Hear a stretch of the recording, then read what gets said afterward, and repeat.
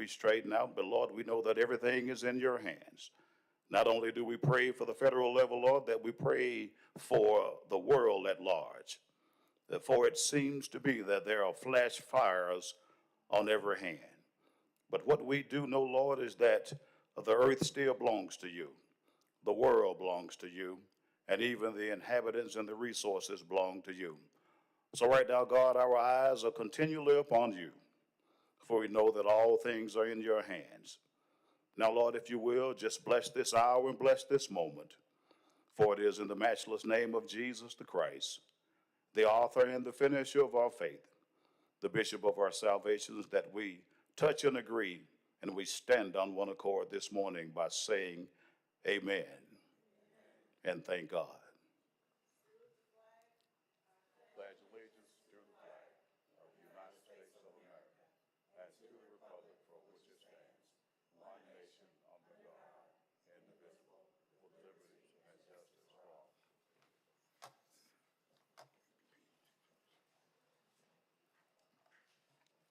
Mr. Clerk, could we please have a roll call? Councilmember Abbott. Councilmember Clark. Present. Councilmember Moore. Good morning, sir. Councilmember Smitherman. Good morning. Good morning. Councilmember Tate. Good morning. Good morning. Councilmember Williams. Councilmember Woods. Good morning. Council President Pro Tem Alexander. Good morning, President. Council President O'Quinn. Good morning. Council, the minutes are not ready for the March 3rd, 2025 through June 24th, 2025 meetings. This time we'll have communications from Mayor Woodman. Thank you, Mr. President. Good morning to you. Good morning to the entire council. Good to see you all this morning. It's good to see the general public as well. I want to first speak to the 4th of July closure. As you know, this Friday is the 4th of July. City of Birmingham offices, with the exception of police, fire, and 911, will be closed. The good news is this will not affect the household trash pickup schedule. As you know, we pick up household trash Monday through Thursday. I do want to encourage everyone not only to be safe, but remember that celebratory gunfire is not only dumb and stupid, it's dangerous, as well as against the law. And we should all remember that children will be playing outside this Friday, enjoying their families, as well as seniors sitting on their porch. So don't be one of those people and shoot guns in the air, because what goes up must come down. So again, please be safe. I do want to share, and I want to ask Chief Michael Pickett to come in. Yesterday, June 30th, made the last day of the first half of the year. And as we walked through the halfway of the year, we made fighting violent crime, reducing gun violence a priority. I am happy to report that in 2025, for the first half of the year, homicides were down 52%. And that is a testament to a lot of people, starting with Chief Michael Pickett and the Birmingham Police Department.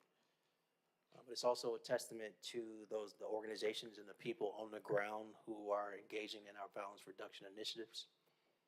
It's also a true testament and a thank you to our residents who have stepped up their neighborhood watch, called 911, as well as called Crime Stoppers, and or just taking the time to engage themselves and de-escalate potential situations before they turn violent.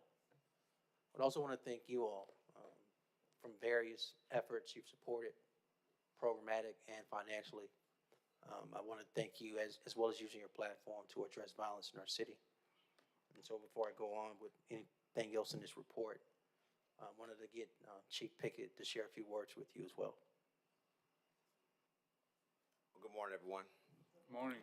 It's an honor to speak before you. I don't get to do it often, but it's good to be able to speak and report on what we've been saying as it relates to homicides and the transition from last year. Right now, we're reporting 52% reduction as of today, 52% reduction in our homicides. We're not just working on homicides, we're working on all crimes, but as we know, that's the most heinous crime you can pretty much do, one of the most, and we are really, really hammering at it. I'm very thankful and appreciative of all the men and women with the Birmingham Police Department who are leading our fight. We get a lot of assistance from Jefferson County as well. I cannot leave them out. And just, other agencies in the area. It's a collaborative effort. Our state partners, our federal partners, so we're just thankful for that. I have a couple other things I want to touch on, and this is kind of for the public. Of course, we have 4th of July coming up. While we are, enjoying the World Games, World Police and Fire Games, as you can see, I got a couple games today out at Rickwood, but we have 4th of July coming up, and we know typically some individuals choose to participate in celebratory gunfire. Again, we would ask folks, please, please, please, do not participate in celebratory gunfire. So I just want to put that message out there for the public, and hopefully you all can communicate that on your platforms as well. It would be very helpful because we want everybody to have a safe summer and, of course, a safe holiday. And lastly, we're still doing numbers and moving numbers on our recruitment. So we're very appreciative of what you all have done to assist us with our recruitment and retention plan. So that being said, this is a bit of a public service announcement. We have a class that will be starting in August, early August. Right now we're looking at the date of August 8th or August 11th. We're having a PAS, a physical agility screening, this Saturday. This will be the last one for this class that's coming up in August. So I just want to encourage our public as well to come out anytime this week. You can reach out to the Academy staff or show up on Saturday at our Birmingham Police Academy. And I'm going to give you the exact times on that real quick. 8 a.m. to 2 p.m. at the Birmingham Police Academy. And I just wanted to put that out there for everyone. So we're doing a big push and just thankful, like I said, for Birmingham PD, all those men and women that are going out, risking their lives every day to keep pressing down and making Birmingham a much safer city. Thank you. Oh, so yeah, my attire, we're the enforcers, the Birmingham PD baseball team. I've been playing baseball and softball for the games. It's been fun, but I tell you, it's different doing it when you're a little bit older. So I gotta go firebomb up real quick. Been on some Advils, but I'm gonna keep pushing. So we got a couple more days. Say again? Oh yeah. Listen, I'm locked in, so it is what it is. But when you play 3 games in a day, okay, it's a little different. But we're having a blast. We got to play Aaliyah yesterday. We played Vestavia. Those are some of the local teams. NYPD, some firefighters from Florida. It's been great, and the Athletes Village has been amazing. So it's just been an awesome time. I mean, everybody's had smiles on their faces from our group and coming in from all these other countries. So it's been an awesome thing. So hopefully we'll have more games like this. Thank you. He's right. There are 8,000 plus police and firefighters from all over the world in our city, not only enjoying the games, but many of them brought their families.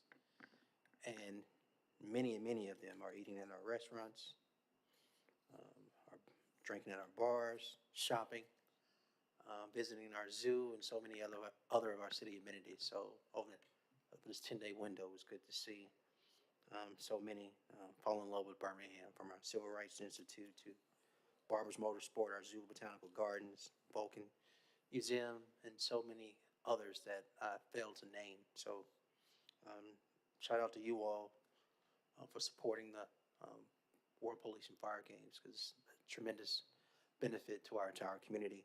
And as well as encouraging the public, show up and support our first responders. All the events are free. The calendar is online every day, as well as social media. So you kind of know the activities per day, what venue, what time. So there are a couple other things Chief didn't mention. The month of June alone had a 75% reduction in homicides, just not over year, but June 2025 compared to June 2024.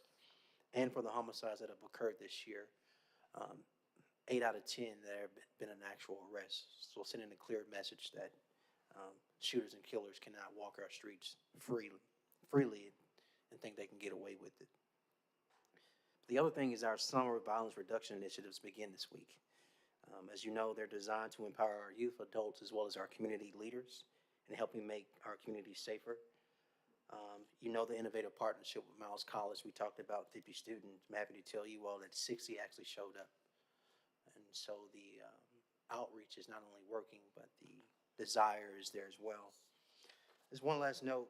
As we ended June, the city of Birmingham averages 4.43 inches of rain every June. And as you all know, for June 2025, that number was almost double. It was 8.7 inches of rain for June 2025. Another way to say it, in over a 30-day window, it was 22 days of miserable rain. Again, we talk about it, but I'm going to keep saying it publicly because there's a young lady out in the hallway who actually just moved back into Birmingham, and she had a overgrown lot next to her, and we've gone through the process of. I've explained the process to her. She know who owns it, etc. But for many of these, are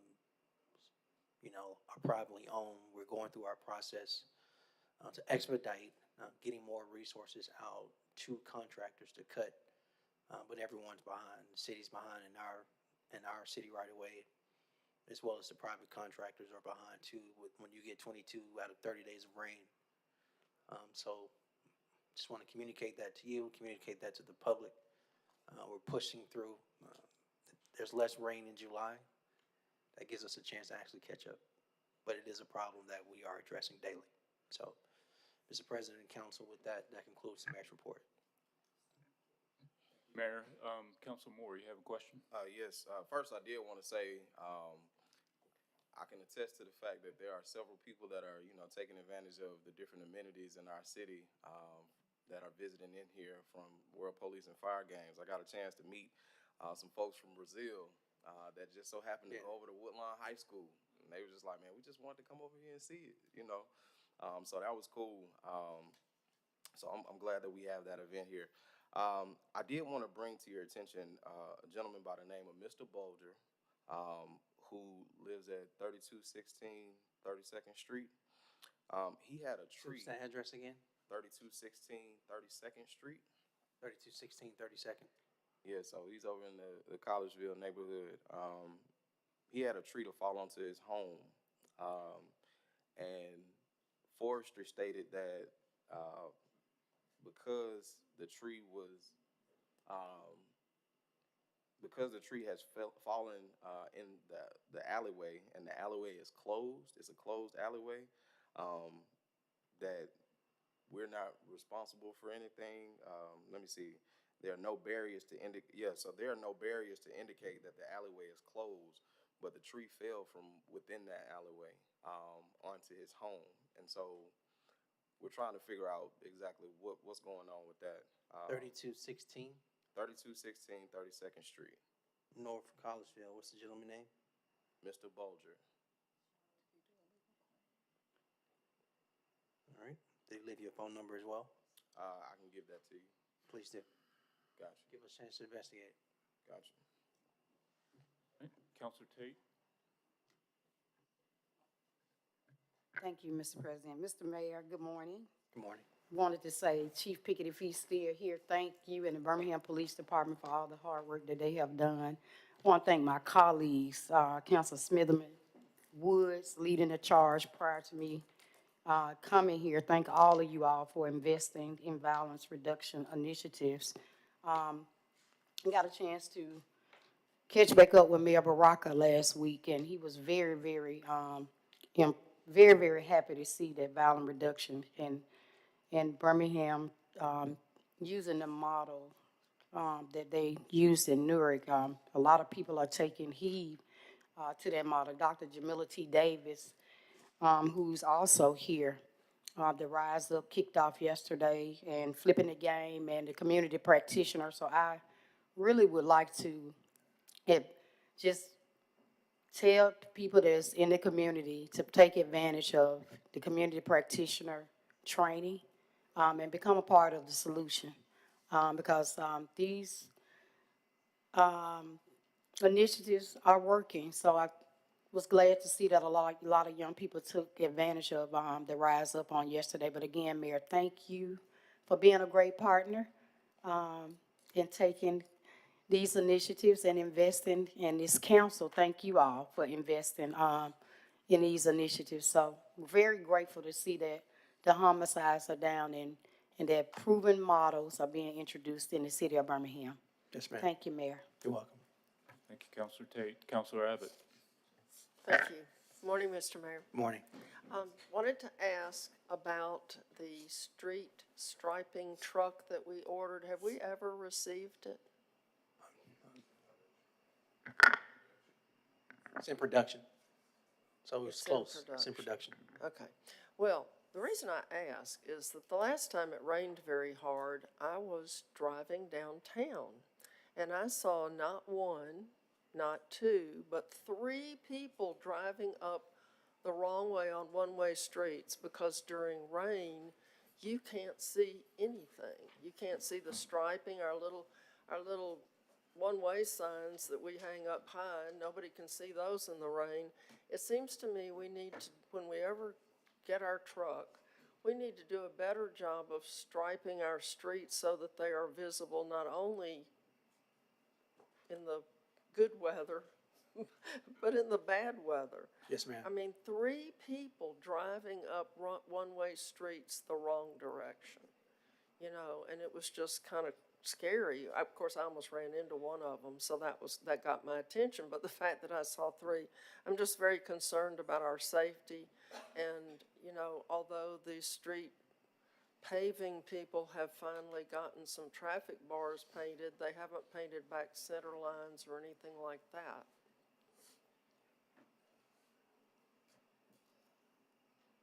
What street was that? I don't remember. It was No pouring worries. down If you, rain. if you, There are downtown. It was Okay. downtown. one of our one ways.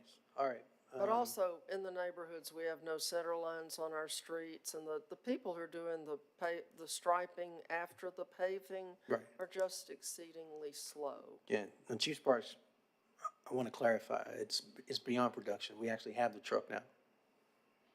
Oh, well, good.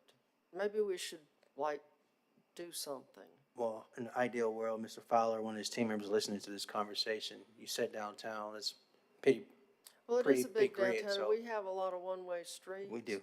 But I remember do. one of them was 22nd that goes south, 21st? Yes, that goes- leaving yeah, out of town, going 22nd. south side. I will tell you this, and because I want to manage expectations from a priority standpoint. There was some significant concern on this council, it came from a few of you all, I'm looking at you, related to when we paved new streets and there wasn't striping put down yet, so That was me. yeah, so So- that's gonna be the order first. So just keep you informed. Okay, well, I just wanted to bring that up because maybe nobody else had the fun Yes, ma'am. that I had. But thank you. Not fun.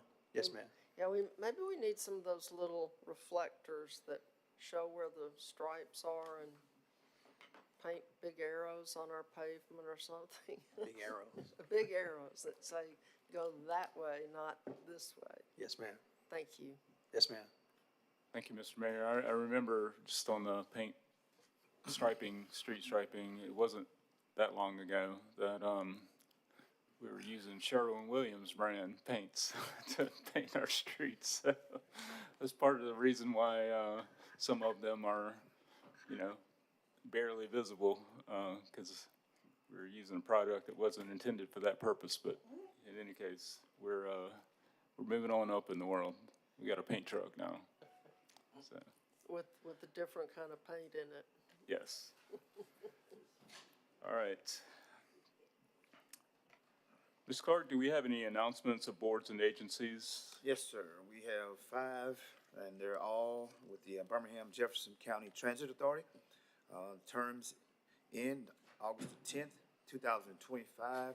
They're 4-year terms, and they're under the Transportation and Infrastructure Committee. First person is Darrell Cunningham. Second person is Willie Davis III, LaDon James, Theodore Smith, Michelle Inman. Okay. Thank you, sir. I'll read our statement on the conduct of business. All items designated as consent are routine and non-controversial and will be approved by one motion. All items on the consent agenda will be announced by reading the item numbers only. No separate discussion of these items will be permitted unless a council member or the mayor requests the item be removed from the consent agenda. Additionally, a citizen interested in addressing the council with respect to an item on the consent agenda designated for public hearing may request the item be removed from the consent agenda to hold the hearing on the item. Any items removed from the consent agenda will revert to its normal place on the agenda order of business. For remaining matters, all matters of permanent operation will be read and all public hearings will be announced. Ms. Clerk, could we please read through the items on our consent agenda? Consent agenda starts on page 2 with items 1 and 2. We skip over to page 16. Item 3 is on consent. Page 17, items 4, 5, and 6 are on consent. Page 18, items 8 and 9 are on consent. We have a request to withdraw item 10 from consent. Page 19, we have items 11, 12, and 13 on consent. Page 20, items 14, 15, and 16 are on consent. Page 21, items 17, 18, 19, 20, 21, and 22 are on consent. And you have one addendum item. Okay. Do any members of the council wish to add or remove items from the consent agenda? Yeah, I did. That's it. All right. Oh, I did. Councilor Abbott? Okay, I'm Sorry. clear. I was trying to see my page numbers. I would like to remove item 11 on page 19. Item 14 on page 20. Item 15 on page 20.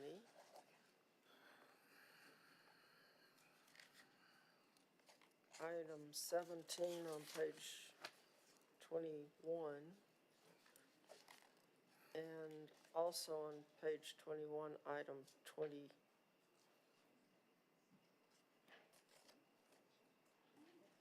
No, never mind, not item 22. Okay, so that's all. Okay. 11, 14, 15, and 17. And 11. Oh, yeah, 11, 14, 15, and 17. Got it. Councilor Clark? Thank you, Mr. President. Can item 23 be added to the consent agenda? I object to that. Okay. I'd like to remove item 12. Item 12. Thank you. That is page 19, item 12.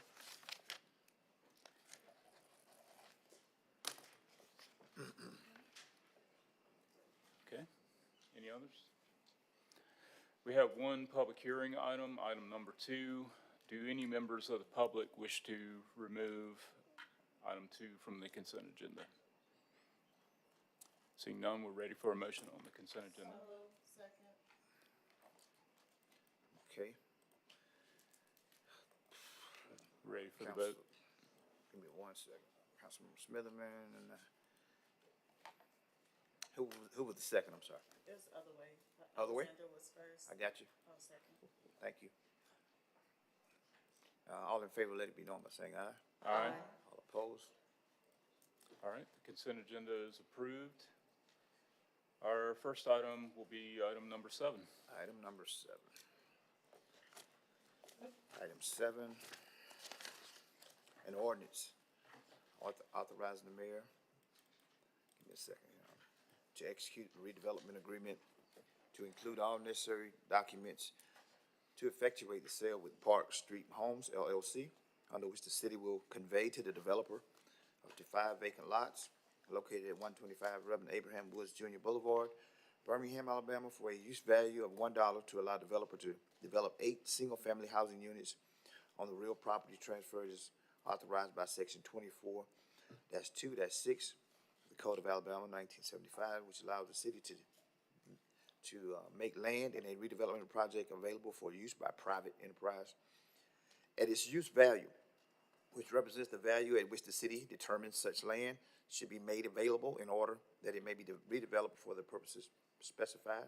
In consideration for the developer's agreement to complete the project and sell homes as affordable homes, the city hereby agrees to provide city assistance in the amount up to $360,000 in support of the project. This is the first reading item of permanent operation. I need UC to pass it today. Motion for unanimous consent? Councilmember Abbott. Aye. Councilmember Clark. Councilmember Moore. Councilmember Smitherman. Councilmember Tate. Councilmember Williams. Councilmember Woods. Council President Pro Tem Alexander. Council President O'Quinn. Aye. All right, motion on the item, please. Item is before you.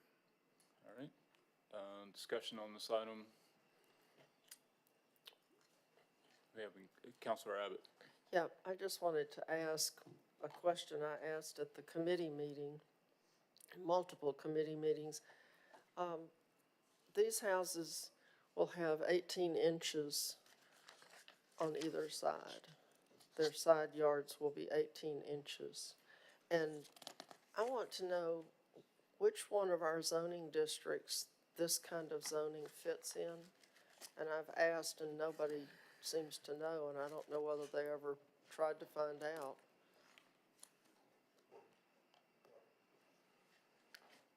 Because most people have to, except the mayor, because he's slim, most people would have to turn sideways to go down Yes, their ma'am. lot line. As Mr. Stallworth comes forward, can you please repeat the actual question?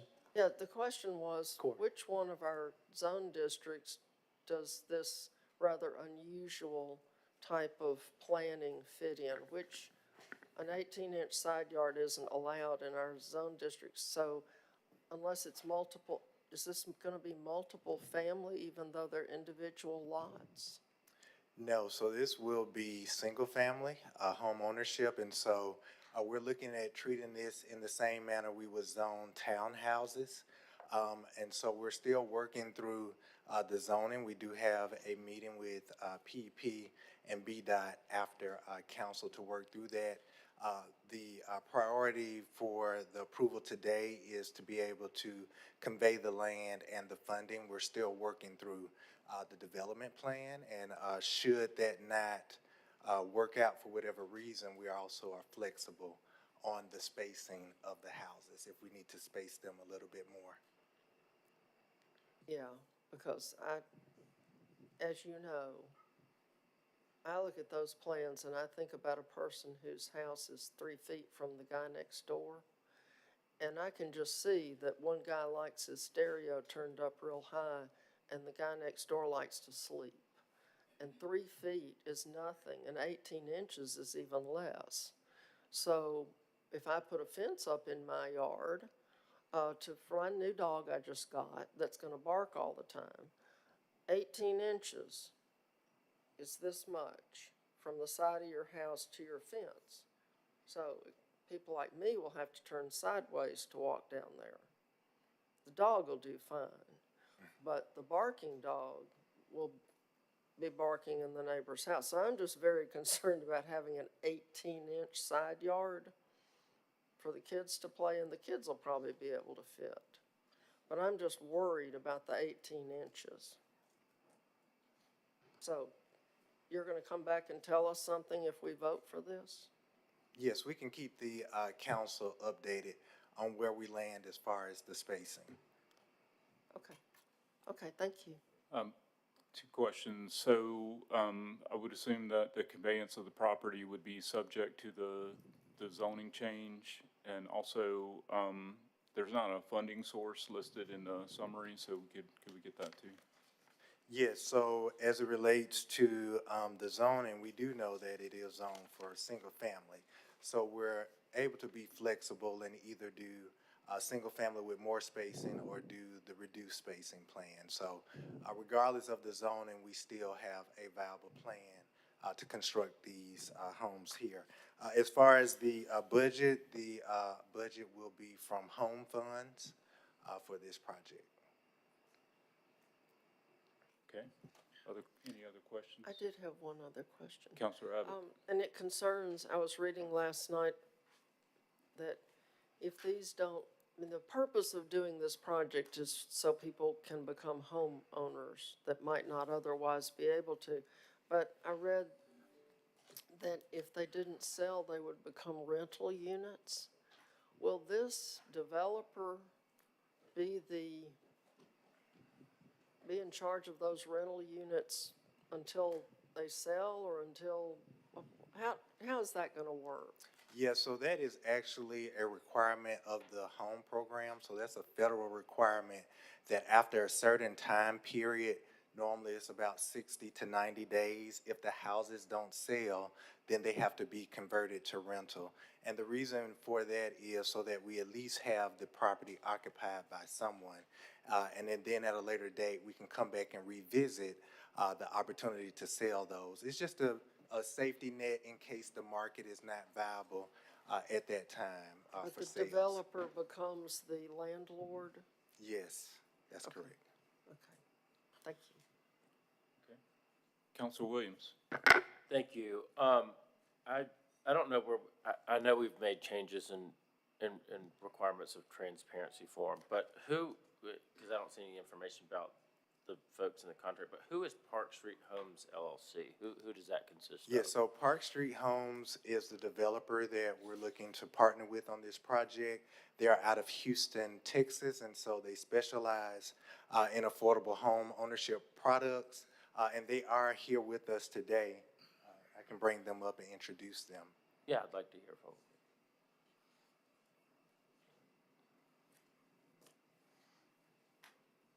And so we have Mr. Kelvin Shelton and Mrs. Aisha Shelton that are the owners of Park Street, and we have Mr. Thad Bilbo, who is the project manager. Thank you, Mr. Stallworth. I'm Kevin Shelton. This is my wife, Aisha Shelton. Thad Bilbo is our division president based here in Birmingham. We are Park Street Homes. We're based in Houston, Texas. We specialize in affordable housing to mid-market entry-level housing. Thank you guys for being here. And how did you connect with the city of Birmingham? So we had the opportunity to connect with the city of Birmingham through NARAB, so the National Association of Real Estate Brokers. We do affordable housing, of course, and advocate for affordable housing across the country. As a part of that, some constituents from the city of Birmingham had the opportunity to tour our products in Houston, see affordable housing development, and then introduced us to the idea of coming to Birmingham and talking with the city about potential opportunities.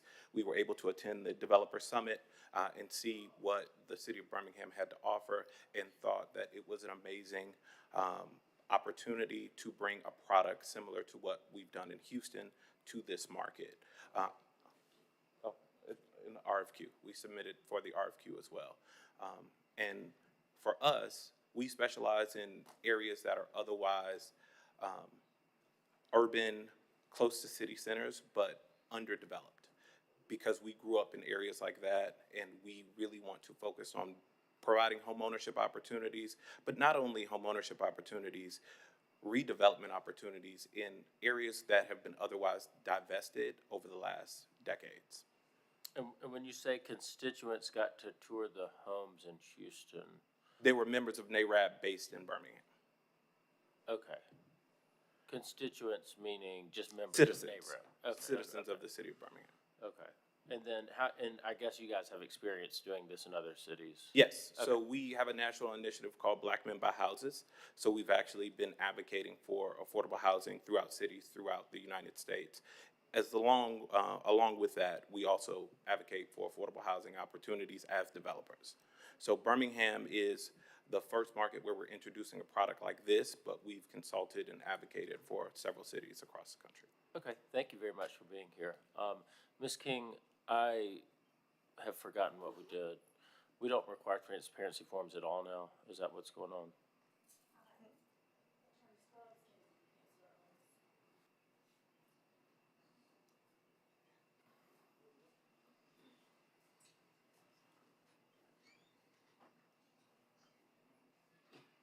Good morning, Beverly Scruggs with the Office of the City Attorney. Good morning.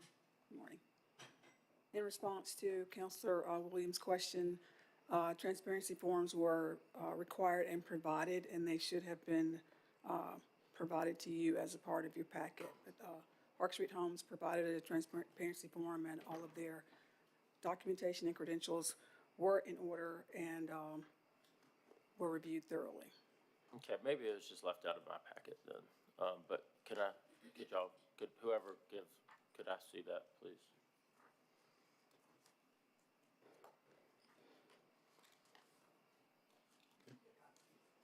Okay. Thank you. All right. Thank you. Any additional discussion on this item? Counselor Abbott? One other question, just one. What kind of soundproofing work do you do on houses you construct that are so close together? So these are constructed in the same fashion that you would have a shared wall townhouse, right? So it's a firewall in between them with no penetrations. It actually had not only insulation, but a double layer of sheetrock, which provides extra soundproofing. And we've done this type of development throughout Houston, through other communities where we have very similar restrictions, similar land sizes, and also similar density. And we found that there's no problem with sound transmission. Now, I will say, we do have the flexibility in the development. They have a 8-foot side yard on one side, and then the 3 feet in between the homes. There's no fence that goes in between that firewall because there's no penetrations. So the fence goes in the front of the home and the fence goes in the back of the home, and it's essentially a maintenance easement between the homes, and there's a shared maintenance agreement within the development. But between each home, you can perfectly access the paint. These are one-story homes, so they're actually built for smaller families and age-in-place community members. So you can easily access the roof, you can easily access the gutters, the sidewalls, in every part of the home. Okay, well, just being so close together concerns me, but, and you can't have your fence on your property line.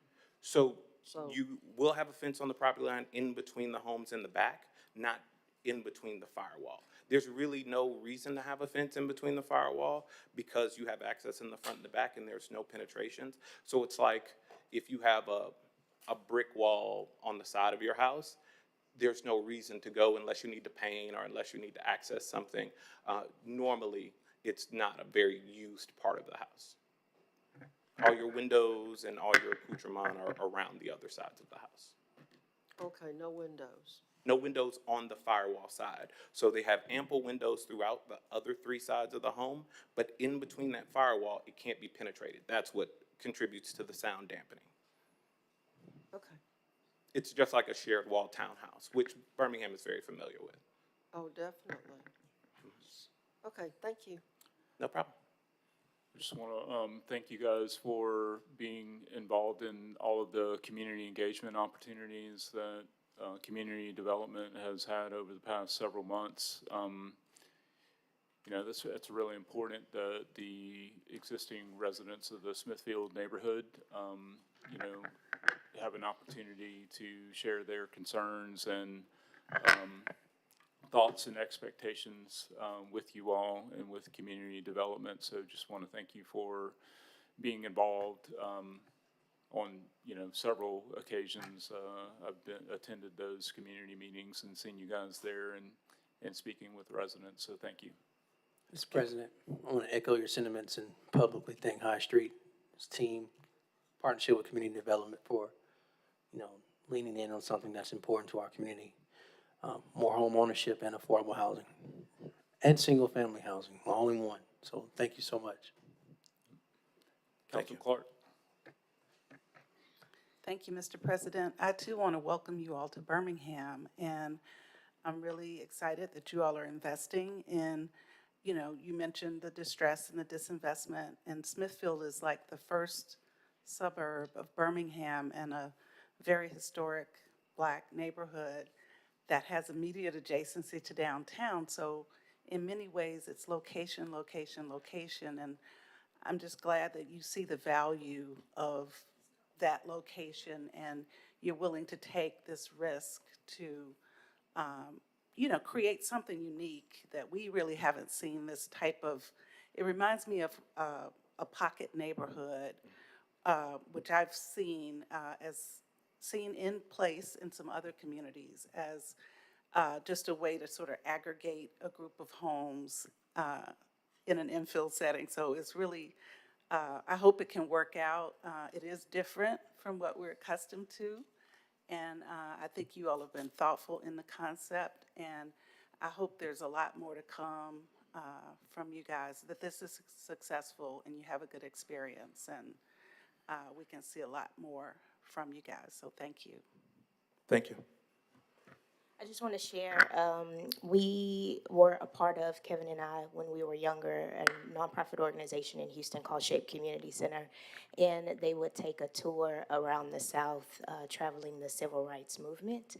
And so as young children, we had the opportunity to come and see the significance of the Birmingham community.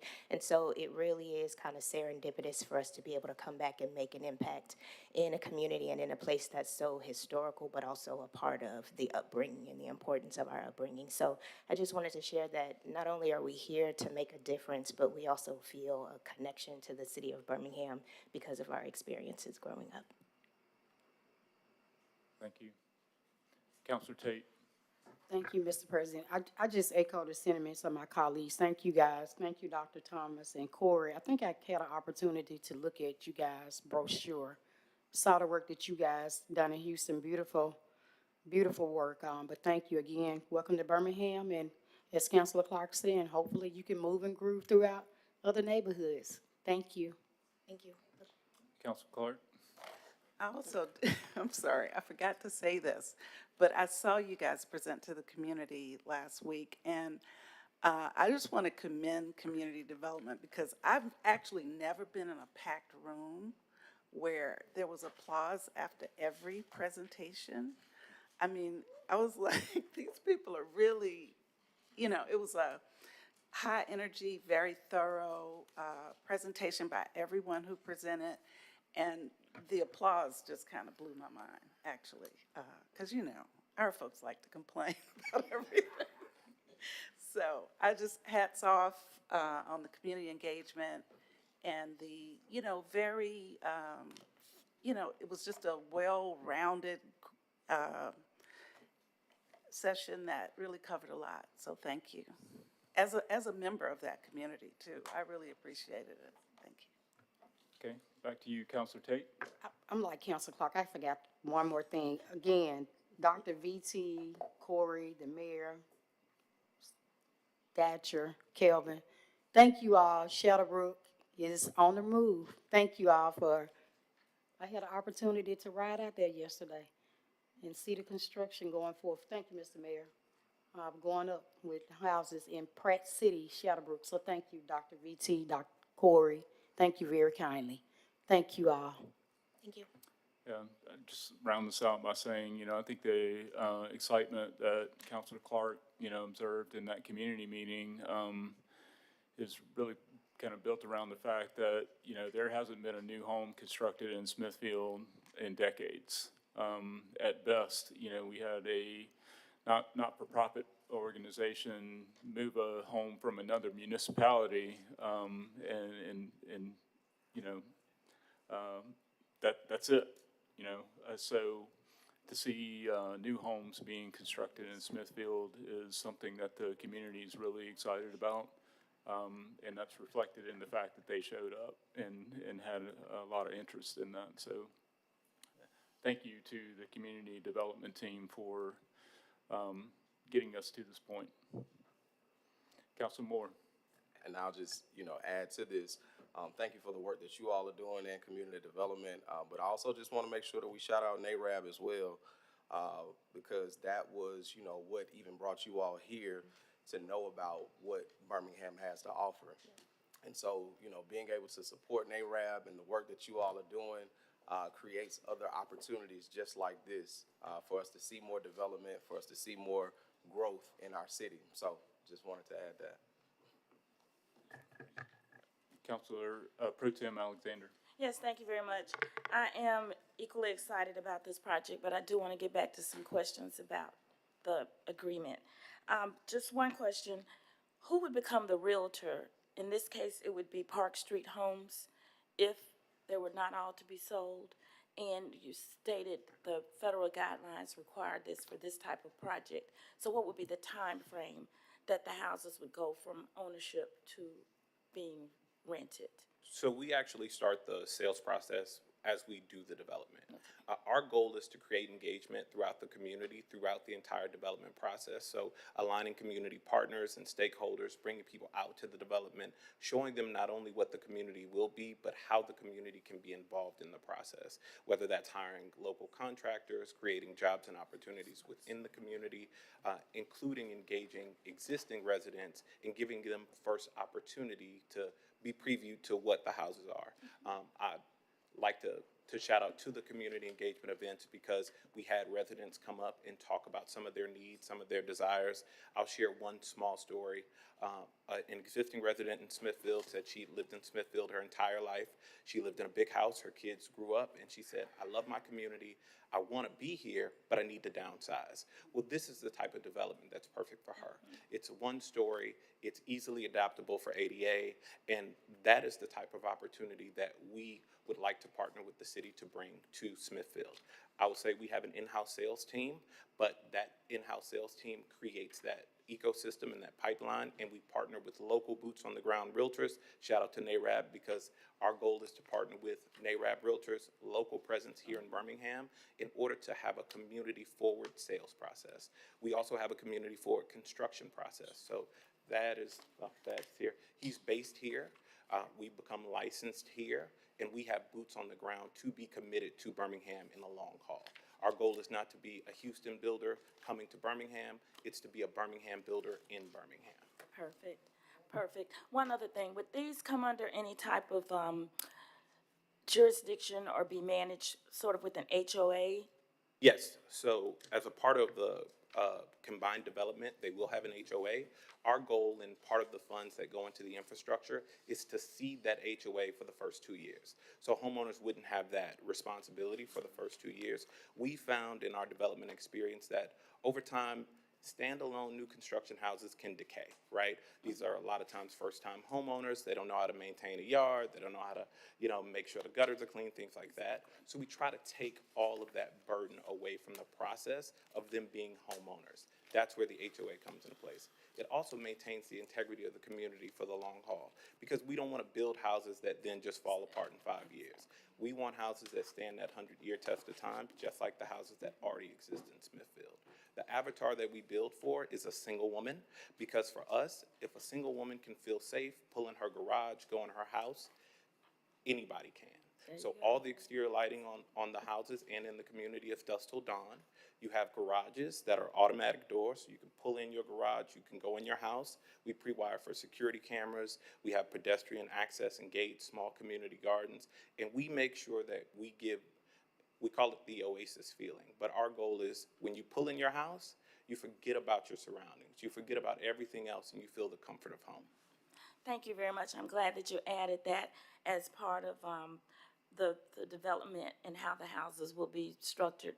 And Mr. Starworth, these are the same homes that you presented us the presentation? Yes, that's and correct. that had the garages that we spoke about in budget and finance. All right, thank you very much. Thank you. Councilor Williams. Thank you. Just one quick question, since I still don't have a transparency form. What's y'all's connection with Ice Miller? So Ice Miller is our law firm helping to negotiate the development contract. Okay.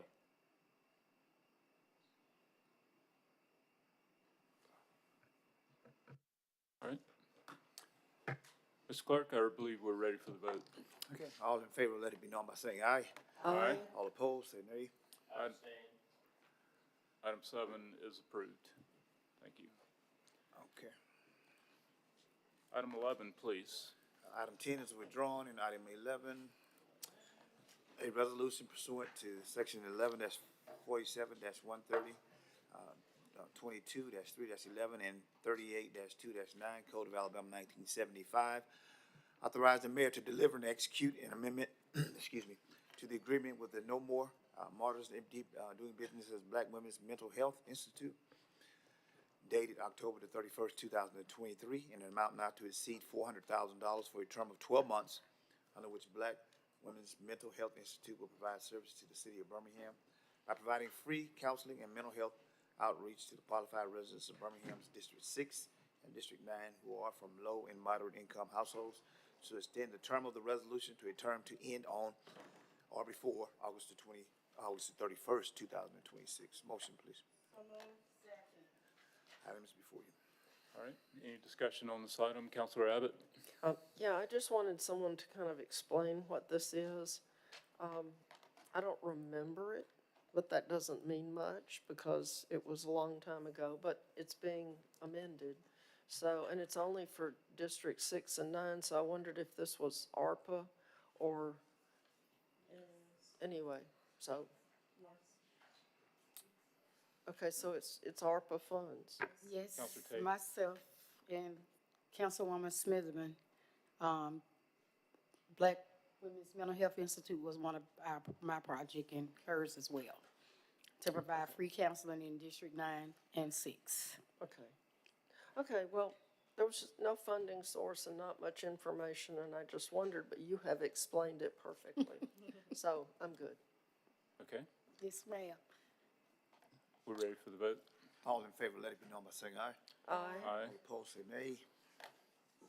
Item 11 is approved. Item 12, please. Item 12, a resolution authorizing the mayor to submit to the U.S. Department of Housing and Urban Development on or before July the 13th, 2025, the city's action plan, one-year use of funds submission for the period of July the 1st, 2025 through June the 30th, 2026, in accordance with the consolidated formula allocation budget authorized herein, and further authorizing the mayor to enter into necessary agreements under the Community Development Block Grant Program, Home Investment Partnership Program, the Emergency Solutions Grant Program, Housing Opportunities for Persons with AIDS Program, to acquire services as authorized herein. Motion, please. Second. Item is before you. All right, discussion on this item. Counselor Clark? All right, no discussion. We're ready for the vote. All in favor, let it be known by saying aye. Aye. Opposed, say nay. Please note my abstention. Okay. Item 12 is approved. Item 14, please. Item 14, a resolution accepting the lump sum bid of Global Construction and Engineering Incorporated, 5511 Bankhead Highway, Birmingham, in the amount of $500,000 for storm sewer repairs. Work order contract 2025, located in Birmingham, this being the lowest responsible and responsive bid submitted to authorize the mayor to enter into a contract with the Global Construction and Engineering Incorporated, and substantially the form contained within the bid documents in accordance with said bid, providing the total compensation payable under the contract not exceed the appropriation. Motion. I move approval. All right, Counselor Abbott? Yeah, I wanted to find out whether this is for routine storm sewer repairs like the ones we phone in to 311, and some of us use our My BHAM 311 app, or is this money already earmarked for some project somewhere?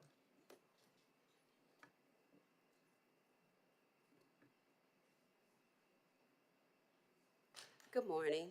Morning. Denise Bell, Service Director of Capital Projects. So what you have before you are what we call IDIQ contracts, work order contracts, indefinite delivery, indefinite quantities. So it is a process that we're undertaking in order for us to actually respond a little more faster to emergencies and very small projects.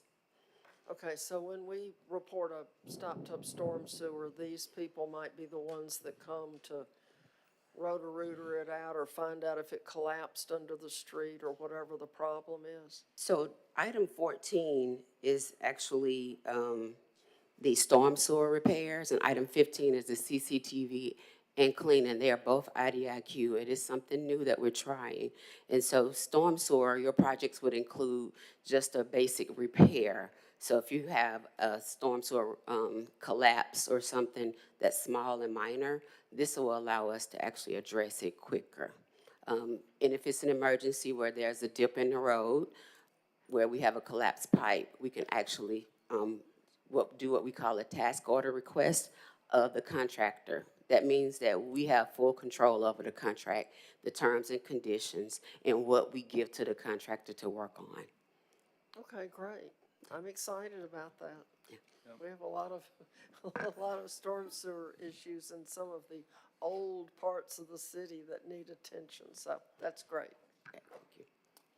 On that note, 50th Street and First Avenue North, after a thunderstorm, it's Lake Woodlawn. So just wanted to bring that to your attention while we're discussing this topic. Again, 50th Street and First Avenue North. Okay, this is our first one, so we're testing this. That's why the dollar amount is so low, because we are testing how to address this. So it's only for emergency and small projects. We cannot put ourselves in a position where we are avoiding the bid process. It has to be for emergency and small projects. Understood. Understood. Thank you. Any additional questions on this item? Councilor Williams. I just wondered, is this a new contractor we haven't done anything with yet? The global construction? No, this is not a new contractor. It's a Okay. new type of contract. Okay. And so what else do they do with us? I'm sorry? What else does global construction do with us? Oh, Counselor, that's a loaded question. I Okay. have Is it- over is it- 100 projects, okay. so I don't have the answer right All now. right. Okay. We're ready for the vote. All in favor, let it be known by saying aye. Aye. All opposed, say nay. All right. Item 14 is approved. Item 15. One Ms. sec. Bell, you might want to hang around. Item 15, please. All right, 1 second. Item 15. A resolution accepting the lump sum bid of Smith Industrial Service Incorporated, Mobile, Alabama, in the amount of $250,000 for storm sewer cleaning and CCTV inspection work order contract located in Birmingham, this being the lowest responsible and responsive bid submitted, authorizing the mayor enter into a contract with Smith Industrial Service Incorporated in substantially the form contained within the bid documents in accordance with said bid, providing that the total compensation payable under the contract not exceed the appropriation. Motion, please. I move approval. All right, Ms. Before you. Okay. Councilor Abbott. Yes, I'm very interested in storm sewers, so, tell us how these people will be engaged. If somebody calls into 311 and reports, do you engage these people to come out and investigate and clean and maybe report back to you that the guy in item 14 needs to come out? Right, so this, Denise Bell, Capital Projects Director, again, this is a work order. It's a task order, so when we get complaints or if there's areas that we already are aware of, that we actually need to CCTV and clean. That's why it becomes a public works project, because we have to clean them. Then we will basically contact Smith Industrial with with the description and the scope of work that we've determined, and they'll give us the cost that's associated with it, which would be the already identified quantities and the amount that we've already identified already. So it's a set amount, basically. They'll go out, clean it.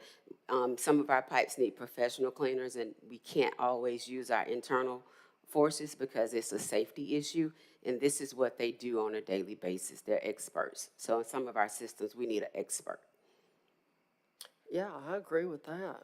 And our folks say that their machine or however they clean only goes 17 Right. feet. And then if the clog is bigger than that, they're just out of luck. Right. So, well, that's great. We have some small lakes that maybe these guys can come fix. Thank you. Related question, and this is more for Chief Mitchell probably, or Mayor Woodfin. Just internally with our own capacity, what does our public works crews and equipment look like with regard to storm sewer maintenance? To answer your question, Council, yeah, Public Works has adequate shock back units that we use to kind of clean out a lot of storm inlets and storm sewers. Especially we try to do them knowing that we have a large rain event that's about to come. So they activate, and then we are in the process of adding more equipment so we can better be more prepared when we know we're about to encounter a different type of storm or activation of any sort that may overflow or put our system at risk. So in terms of like those, my understanding is that we use the big vacuum trucks to clean the storm sewers. What's our current inventory, our rolling stock look like? I'll get that. I don't know right off the top of the hand, but I'll provide that to the council in an email. Okay, thank you. Appreciate it. Another one. Councilor Abbott? Since Mr. Chaz is up here, I wanted to ask about the street sweepers. You know, if we use them more, we would have less clogged up storm sewers, because even though people do let things like footballs and things get in there, leaves are the big problem. And we have this leaf bagging law, but we don't enforce it. And then we don't sweep the streets very often, which means that all that stuff flows down in the sewer. And it seems to me we could help ourselves by having street sweepers that have routine routes where they would go and sweep all the leaves up before they end up in the sewer. Yeah, we'll provide that, the schedule for the street sweepers. I know that I think we procured 2 more, and I know a couple of them were down in the repair shop right now. So on top of that, we need to do better messaging to make sure people know when street sweepers are coming in their neighborhoods, because we can't do it if cars are in the way also.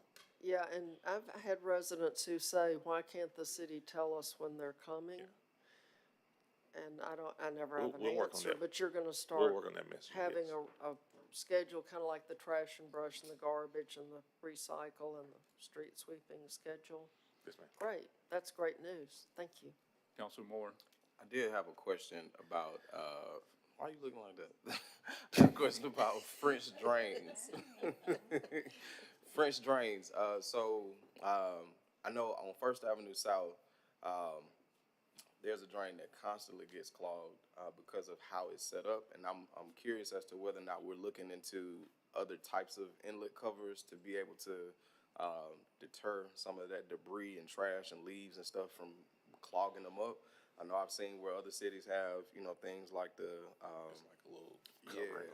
Yeah. and it's a cover over top of it or something. And so, trying to figure out if we're looking into other options, because some of the stuff that we have is always going to get clogged.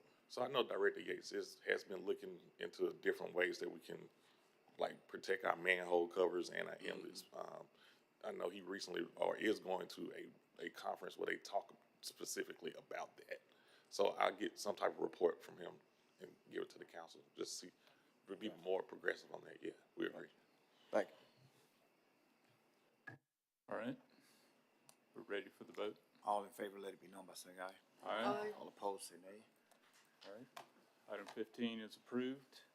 Item 17, Item please. 17, a resolution approving payment to Safeware Incorporated, Lanham, Maryland, in the amount of $115,899.36 for the purchase of security-related weapons detection systems for the City of Birmingham Mayor's Office in accordance with the Omni Partners Purchasing Cooperative Contract Number 440000088468.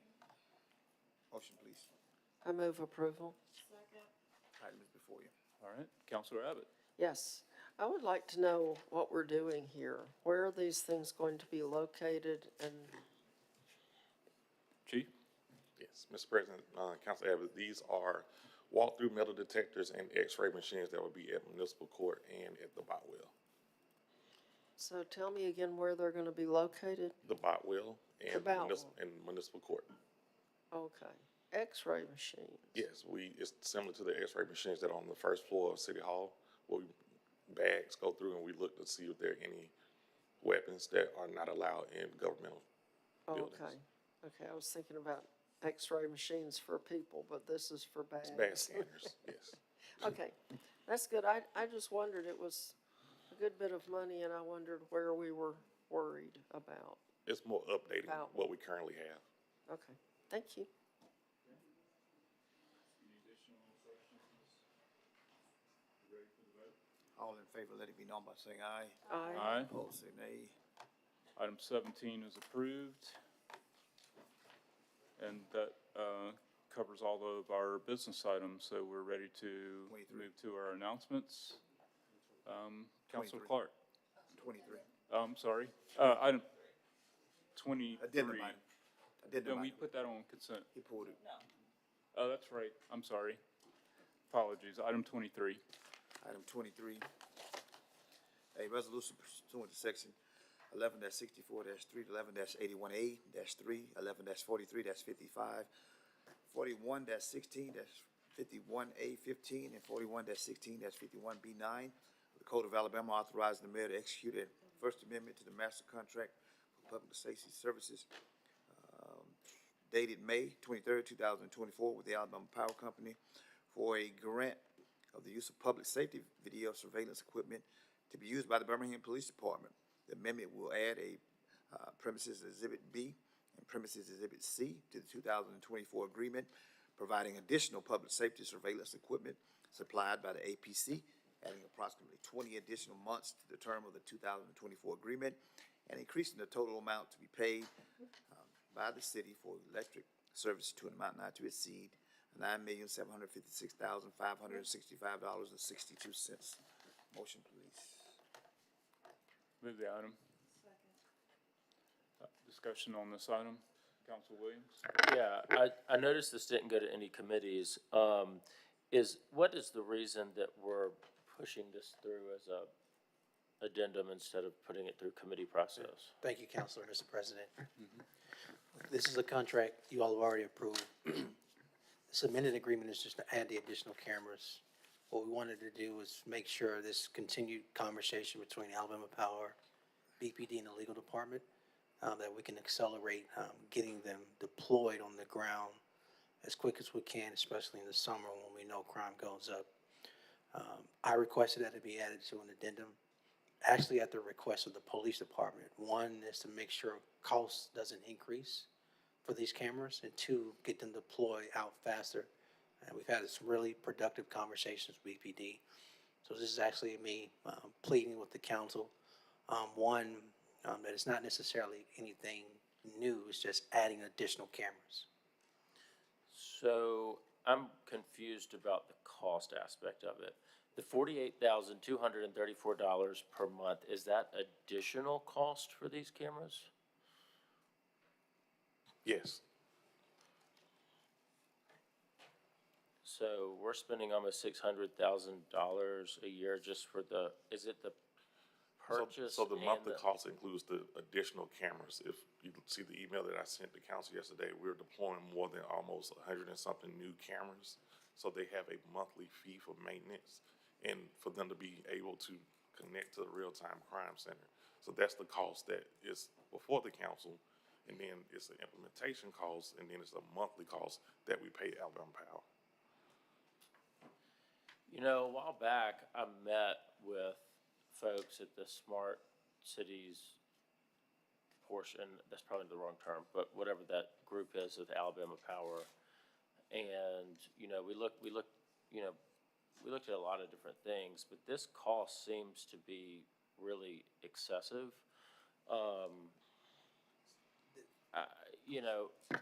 I know other municipalities are doing this without Alabama Power.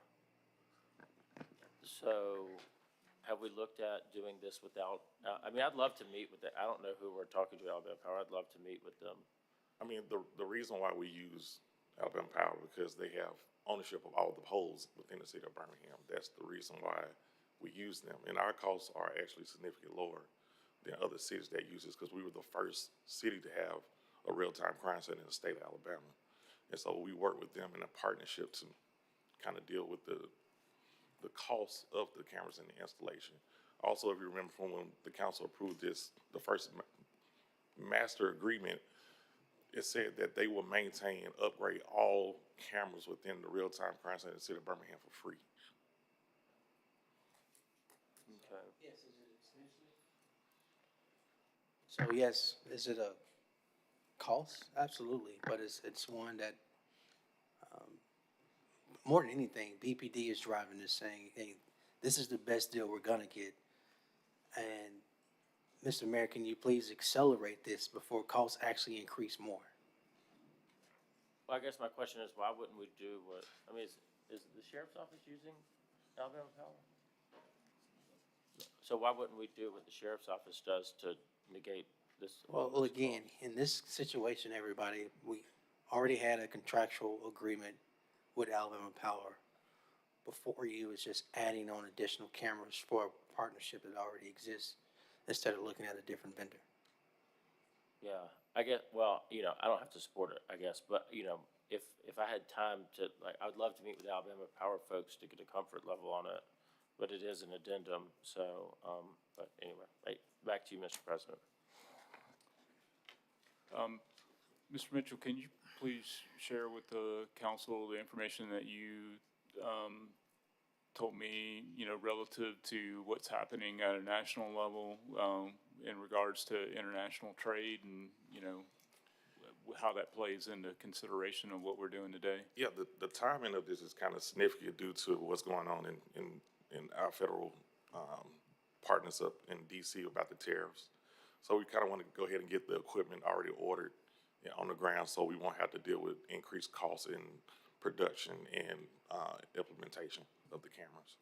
And if I'm remembering correctly, so pretty much all electronics now are made in Asia, specifically China, and I think the implementation of the 150+% tariff rate is upon us with.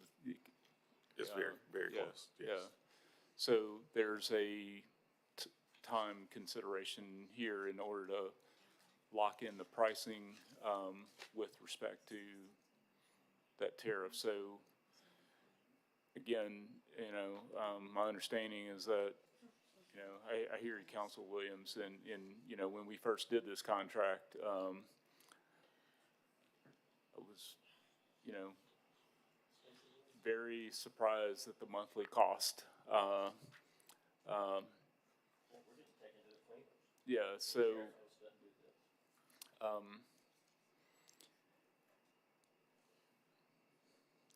just wanted to bring up the fact that the international trade situation's factoring into this as well. Yeah, Council, like I said. So can you please expound on why this is before us as an addendum today? What sort of, time-sensitive aspects are we looking at? So it's a couple things. One is to notice just the timing of the cost.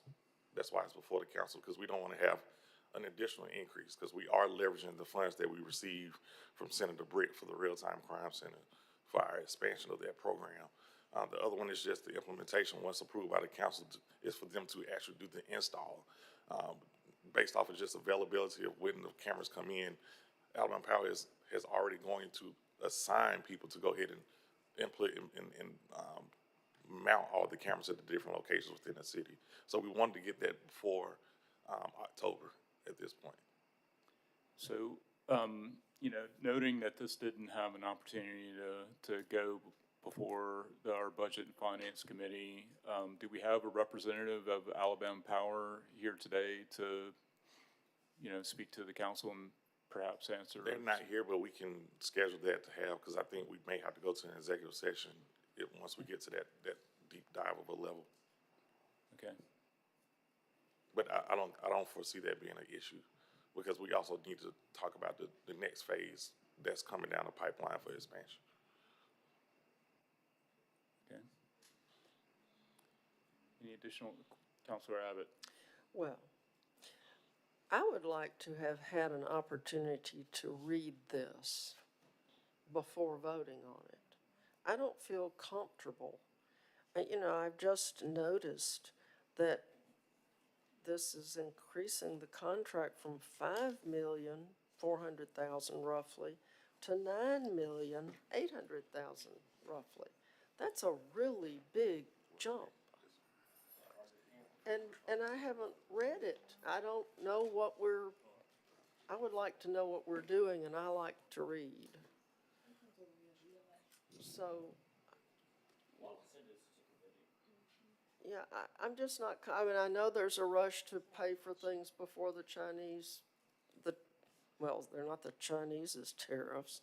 Anyway, before the tariffs increase the cost, but I'd like to know what we're doing, and I see these attachments on here that are in really tiny print that I haven't read.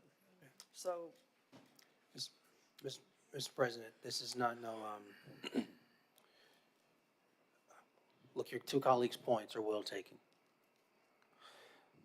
And I think, but that's one of the reasons why we sent you the information yesterday as well. We did request the addendum on purpose. This is usually, we go through a process, but for at least a couple of weeks, the BPD have been really, really concerned about if we don't get this before the council, whatever's going on with these tariffs, costs will absorb all of the money we've gotten from Katie Britt. Now, the cost is already expensive, but at the risk of not wanting the money to go up, what's before you is actually quite direct. The truth is, you already approved this contract with Alabama Power last year. The amended agreement adds more cameras at an additional cost. There's nothing else in it. And a portion of that cost is being funded through Senator Britt's office. That's correct. But then after that grant's over, then what happens? Does the city, like, Yeah, so at we're on, some point, we're gonna have to talk about how we absorb this cost, but it's no different than what we've done in our human capital with so many, American Rescue Plan dollars in the form of federal grants, if you would, coming to us to support, crime reduction initiatives. Now that those dollars have gone away, this is the first time our general fund is supporting. And so, yes, from the crime report, to BPD's priorities and alignment and support from the mayor's office and from the request from the council, paying for more cameras will come out of our general fund because that's part of our public safety plan. but I have a concern that this is escalating in a trajectory that's not sustainable. Because if it was 5, now it's 10, and then we have a phase 3, we're gonna be paying $20 million a year one day to Alabama Power for monthly subscriptions to cameras instead of putting them up ourselves. I mean, it just doesn't seem sustainable. But maybe I'm wrong, but that's why I wanted to be involved in a conversation about it instead of just being asked to vote on it. Well, I don't know about the conjecture of those costs you mentioned. What I do know is that Alabama Power and BPD, separate from the legal department and the mayor's office, have had some really, really good conversations about, one, reaching a deal that everybody can agree to. 2, using the funds we have from Senator Britt. And 3, getting to the point where we can deploy these cameras on the ground in a faster way. And 4, just simply amending the existing contract that's before you, that you've already approved to add these additional cameras. I think the other phases will include a process where there's more of a process, but here it's simply to avoid the increase of the production of the equipment as it relates to tariffs and being in a position to actually afford these cameras. Councilor Smithman. Yes, I may have missed the funding source. Did you say the general fund? Because I see the DOJ, BJA.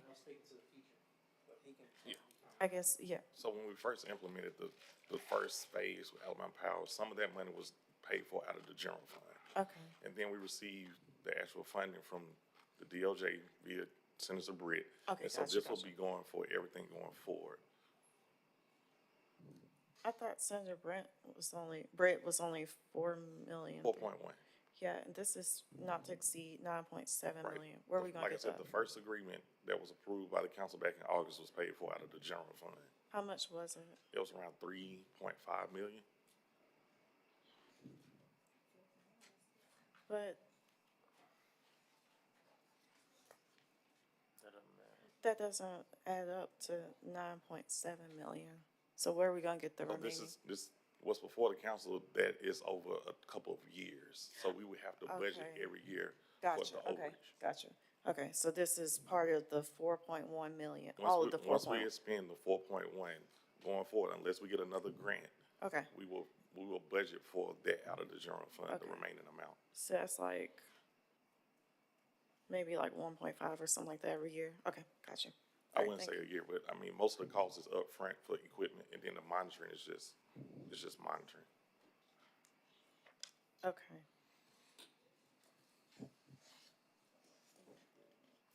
Pro Tem Alexander. Yeah. I understand what we're trying to do. I realize that we have previously approved this. This definitely will add additional security. I understand the police department's desire to increase the efficiency by adding these cameras to the real-time crime center and keeping us safe. I'm just having, I guess I'm just having a little bit of the same questions I have since we just received this. I know you sent us the information yesterday, but now we're talking 7 million, and then we would have to come back later and perhaps budget the other 1 or 2 million to sustain this. This is what we're talking about. I think that's the heartburn here for some of us that are trying to consider this today. So would it be an opportunity? Could we get Alabama Power? Could we get BPD? Could we all sit down and talk a little bit more so that we have a time to digest and be sure that the math is mathing as the way that we'd like for it to? Yeah, so, look, you all have been very kind and patient. Mr. President, just on the fly, look, I think we know what we're trying to avoid. We're trying to avoid increased costs. At the same time, we want to honor the council wanting additional time or information. Because there's a request to the chairwoman. We know Friday's a holiday, and we know 24 hours are needed, but the schedule's for mid-Thursday. Can there be a special call meeting? Whether it's a committee meeting first and then a voting meeting after, just to satisfy the council to get additional information on top of what we've sent yesterday, as well as what we've shared today, which also will include any additional information in here directly from BPD, as well as Alabama Power. Just a thought.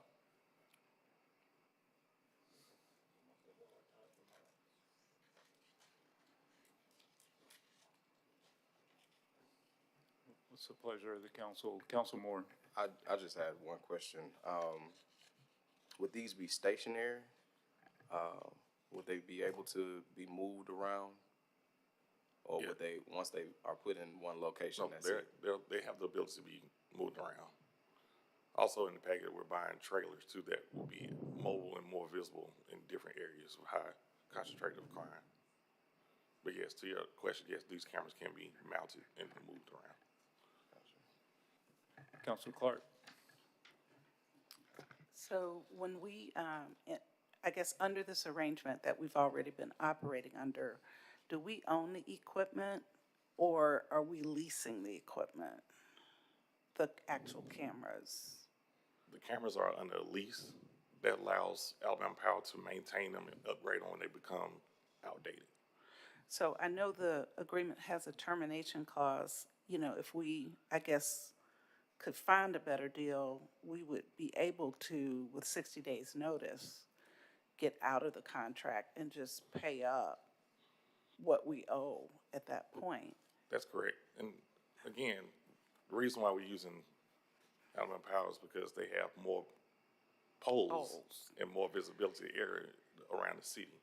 Now, we don't use them, we have to ask for permission to use their poles, or we have to find workarounds to get permitting on different people's businesses or other things. Like, I wouldn't say we put them up in our trees or something like that, but I think it's more easy for us to go ahead and use what we know. Since they have ownership of all the poles, we just mount them on those. Yeah, and I hear you, and I kind of agree. I'm just trying to see, you know, if we continue to look to see if there's a better option somewhere that's more cost effective, we could unwind this, I guess is what I'm saying, from what I'm seeing, with 60 days, and paying them for services rendered to that date. So I'm just throwing that out there. I didn't get a chance to read everything, but I just looked at how do we unwind if we found something more economical. So, I'll come back to you, Council Moore. Chief Mitchell, the term of the contract is 5 years, is that correct? Correct. Okay, and since this is an amendment to an existing contract, could you remind me the implementation date of the contract? Like, where are we in the term of the contract? It was approved by the council in August of 2024. Okay. I think it's in there. The original date. May of 24? May 23rd? That's what it says. I'm sorry, Counselor Abbott. It says May 23rd, 2024. Okay. So, what you're saying about, potential maintenance and upgrades, that would only apply, of course, to the term of the contract. So we're looking at, this being, fixed cost through May of 2028? Yes, sir. Okay. Counselor Moore? You good? All right. Counselor Abbott? Okay, so it looks like in premises Exhibit B, maybe we're getting 54 axis cameras and 78 flock cameras. And then Exhibit C, it looks like we're getting 70 cameras and 12 poles. So we are getting some new poles. So just real quick, tell me the difference between Exhibit B and C. Why don't we just have one big exhibit, since we hadn't really had time to read this? And the other question is, it says we're paying for electric services. For who? Electric services, our $9 million bill is for electric services. Yeah, because when they, okay, So we're just let me answer your first question first. Okay. So one exhibit is for the actual cameras. The other one is for the LPRs, the license plate readers. They're two different installations. It's, Exhibit C is for what? License plate readers, LPRs. Oh. Okay. And then for the electric, yes, because we're using Alabama Power poles, we have to pay the electricity bill, which is part of the monitoring cost. Okay, and then we're getting a couple of solar-powered surveillance trailers. Yes, we're getting 5 of those. Okay, so, but we're just paying for electric services. That's not really what we're paying for, is it? No, Aren't we paying? That's part of the monthly cost. Is there a reason we say we're just paying for electric services? Is that like? I think it's just the term that they use. I would assume it's no different than the power bill at your house, because you're on top of paying your electric bill. Yeah, but we're You're getting paying all monitoring these service. cameras and Well, people to it's all a move the turnkey. cameras. I mean, they're doing it all in one service. Okay. Thank you, Mr. President. I know this camera conversation goes back quite a ways, and so I've had a lot of conversation with Chaz, and I've had opportunities to meet with Alabama Power over the years. One thing that, for me that's been constantly pushed is the desire to get more cameras. They are expensive, I will say that. But we're kind of in a weird spot because we don't own the power poles, and so being able to put them on the poles kind of gets us in this situation. But I know I've pressed for more cameras over the last 24 months pretty significantly, and so I think there is a need to continue that expansion. I think we've been able to build, and I guess the mayor was talking about this earlier, but we've been able to build a lot of momentum with BPD. We're seeing some trends go down. So, there's some benefit to having the cameras. Definitely not an easy pill to swallow in terms of cost. And I think that needs to be a continual conversation around, looking towards the end of this term, like how do we better increase volume? Because there is a desire to even add more cameras than this does. And so I think that to Councilor Williams' point, like how do you create something more sustainable, but also recognizing the need to not disrupt like the present momentum that we're doing in terms of our public safety ecosystem, because I press for this heavily. I know I wasn't by myself, but I press for this heavily to, one, what does BPD need from a technology point of view that they don't have to improve in addition to personnel? And so we were, had the opportunity to be responsive as it related to recruiting retention package. That was aggressive, but, I think we're starting to see some benefit from that. But I think the technology is another piece of that same conversation. In one hand, we need to keep adding cameras, but in the other hand, y'all got to be creative in finding a sustainable, longer-term solution that allows us to cover more of the city. And so, Mr.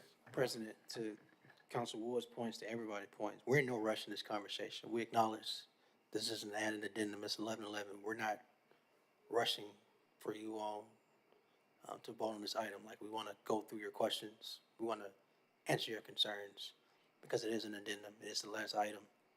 So, one, thank you for allowing this to be added as an addendum. And two, we are extremely patient because we know there are questions on top of what's already been sent yesterday. A couple things here to consider as you keep wading through. And again, we want to stand up here as long as we need to. We really do look at it from a system and building out. And so, yes, there are cameras on the pole, but one of the largest successes we've had related to decreasing crime is the LPRs. We know stolen vehicles is one of the ways some of our most heinous crimes are used. It's actually used at a rate that's crazy. The LPRs help with that. And so as we outfit our entire grid, the LPRs become increasingly part of the conversation. And then the trailers are very useful, not just for massive events, but for certain pockets where crime may spike, property crime may spike, and or other crimes against person may spike. So to be able to move those trailers. And there's an additional piece, again, recommendations from the Crime Commission report, and continuing to partner with residents as well as business owners. And even prior to the commission report, we talked about Connect Birmingham. You all have been in those town hall meetings. We've talked about this. You've been in the neighborhood meetings. We've talked about this. Getting residents to voluntarily connect their systems as well as businesses. But looking beyond the polls, we do believe there's a conversation we can continue to have with others. It will be a cost too, maybe less, but it wouldn't be on Alabama Power polls. It would be in partnership in commercial districts, et cetera. So these conversations are not going to stop, to your point.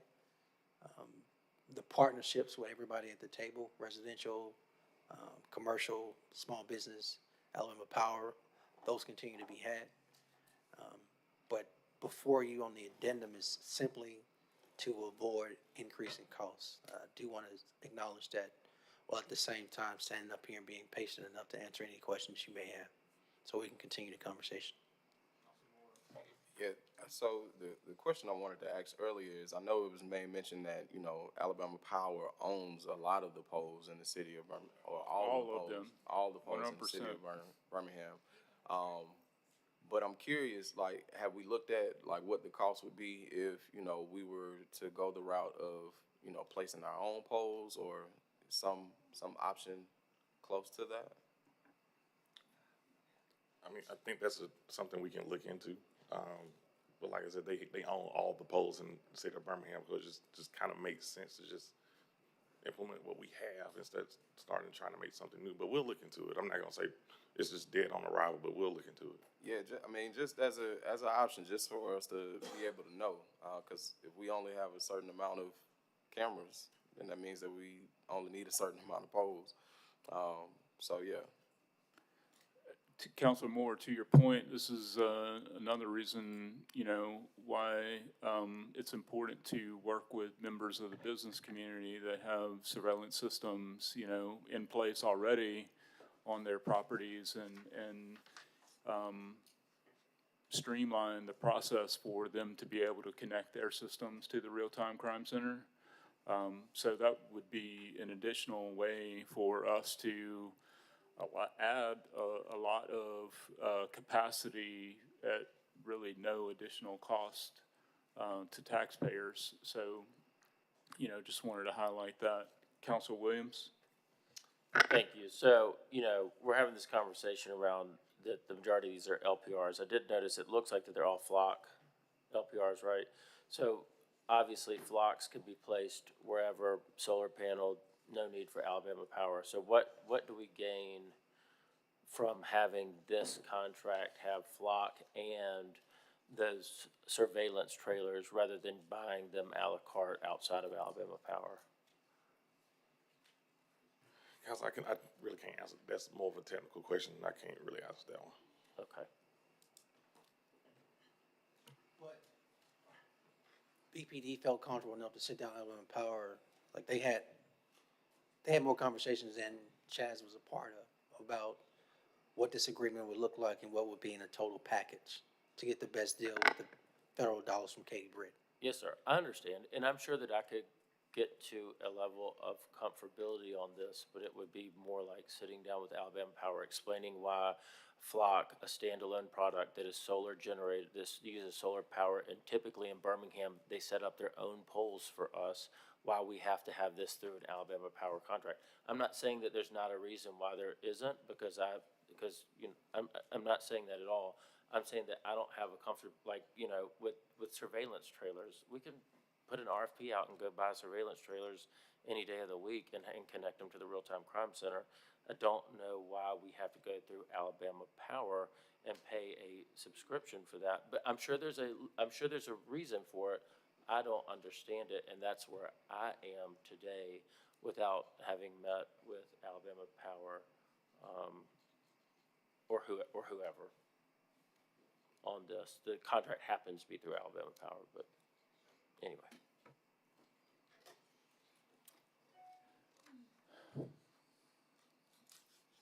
Mayor Whiffen, how accessible are representatives from Alabama Power in terms of, with respect to, possibly, going into executive session and having an opportunity to speak with them directly? Well, we can oblige that, sir. Okay.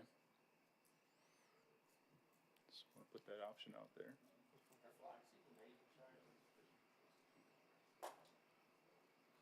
Good question.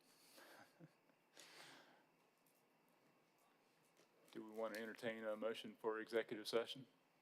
Well, Council, we don't have any representatives from Alabama, not today. They were not available for today. Okay. But I'm pretty sure that we can make that amenable for a future meeting to discuss. Well, I move for a 1-week delay. Second. All right. It's been motioned and properly second. Mr. Clerk, we're ready for the vote.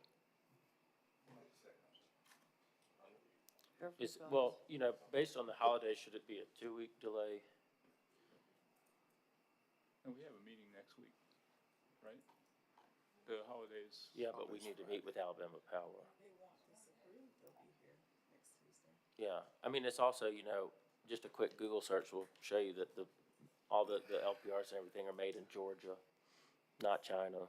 So, President, the police and council, either during a pre-council meeting or Monday, I'm pretty sure it can be arranged for Alabama Power to sit down with you at length, however much time is needed. that's a great idea. Okay, 1 week's fine. Okay. We have a motion for 1 week delay. We're ready for the vote. I think Councilor Smitherman made the motion. Who made the second? All right, thank you. All in favor, let it be known by saying aye for a 1-week delay. Aye. Aye. All opposed? Okay.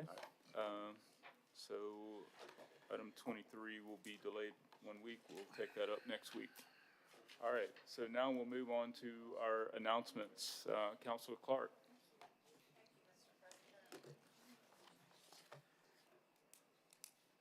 Well,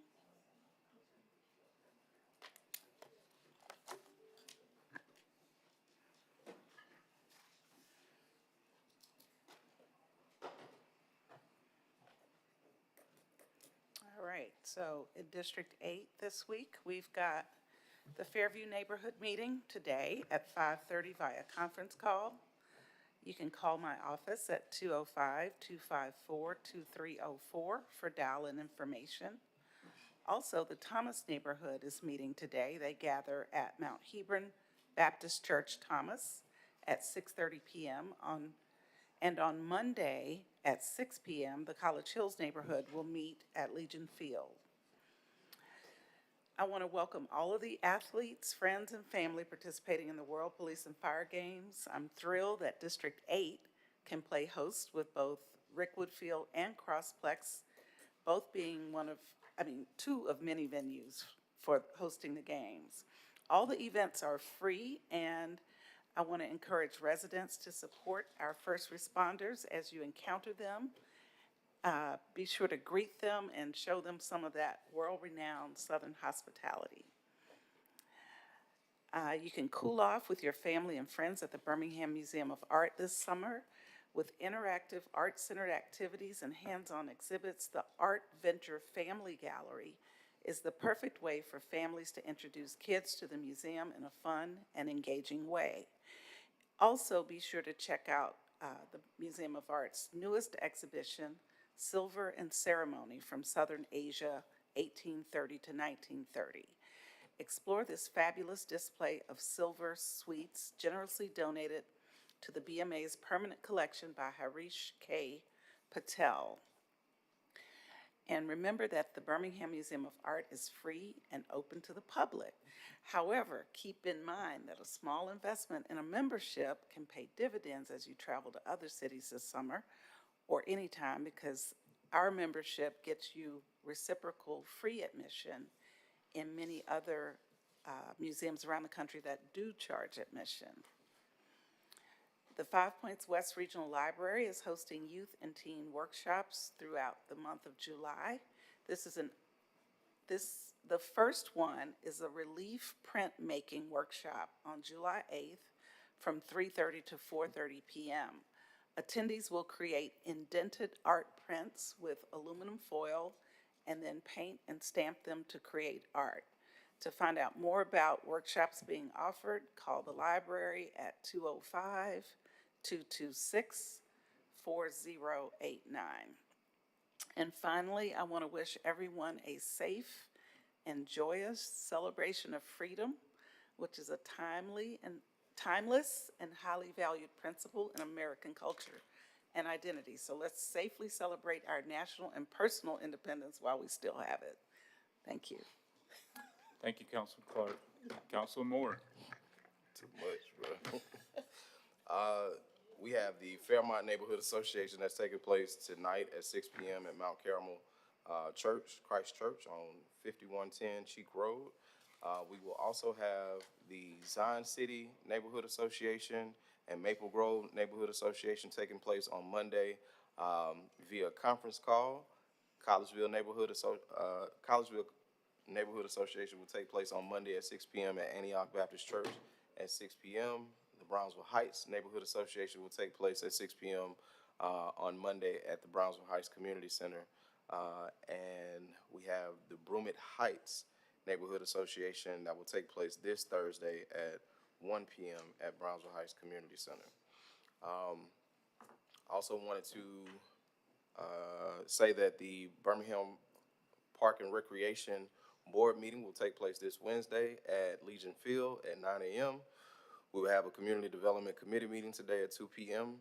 And lastly, in observance of 4th of July and Independence Day, our administrative, the Birmingham Park and Recreation released a statement stating that their administrative offices and recreation centers will be closed on Friday, July 4th, but they will resume normal operations on Monday, July the 7th.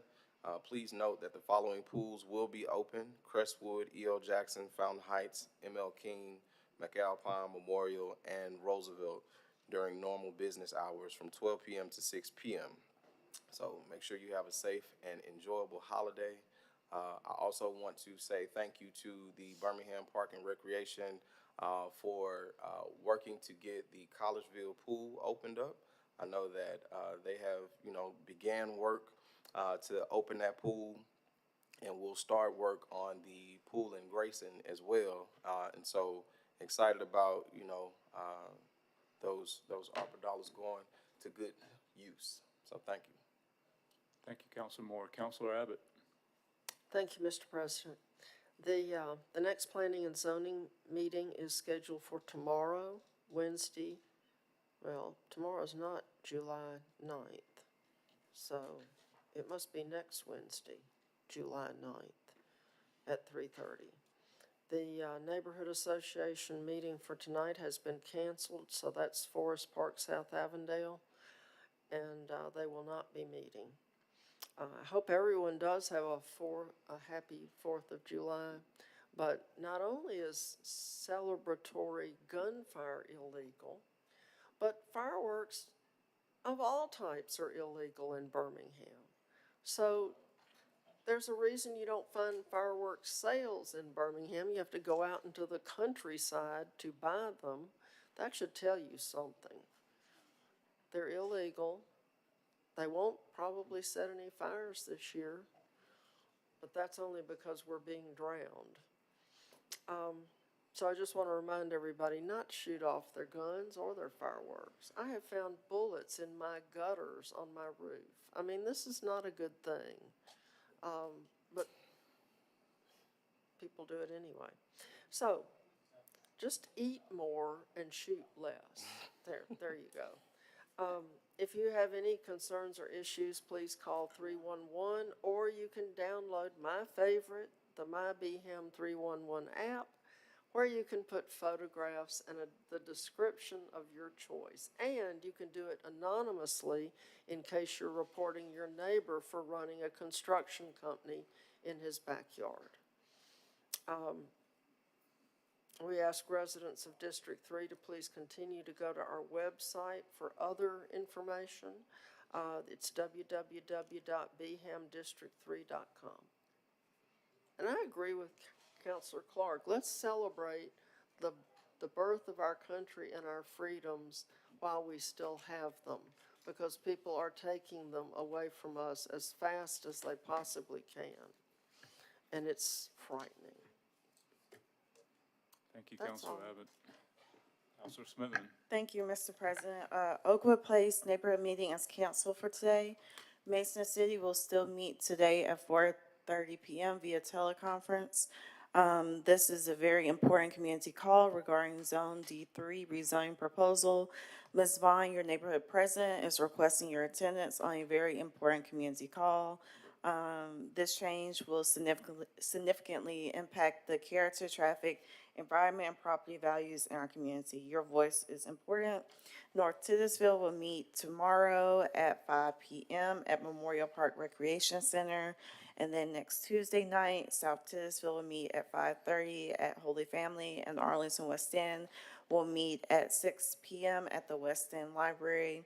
The next Budget and Finance meeting will be on Monday, July 14th. So that's in 2 Mondays at 3:30 p.m. in the council chambers. Submissions are due next Wednesday, July 9th by noon. And then our next farmers market will be Saturday, July 12th from 1:30 to 3:30 at Memorial Park. Thank you, Mr. President. All right, thank you. Pro Tem Alexander? Thank you very much. These are the announcements for District 7. Our Get Fit While You Sit classes, they are canceled this week due to the holiday, so they'll resume at Thursday at 9:30 and then Friday at 10:30 on July 10th and July 11th at the Roosevelt Rec Center. So be mindful, everyone. I know our classes are growing, and it's a great way for seniors and everyone to come out and get fit, but this week we'll be preparing to celebrate the holiday. And with that note, I do wish everyone a safe 4th of July. Thank you. All right, thank you. Counselor Williams? Thank you. Economic Development will be in conference room D&E whenever we finish this meeting. So Ms. Clark, Mr. Woods, if y'all don't mind running that way. We have 2 items. We'll make it quick. Also wanted to wish everybody a happy 4th of July holiday and reiterate the mayor's comments of what goes up must come down, and it would be very unfortunate to have a death over shooting up whatever firearm that you have on you.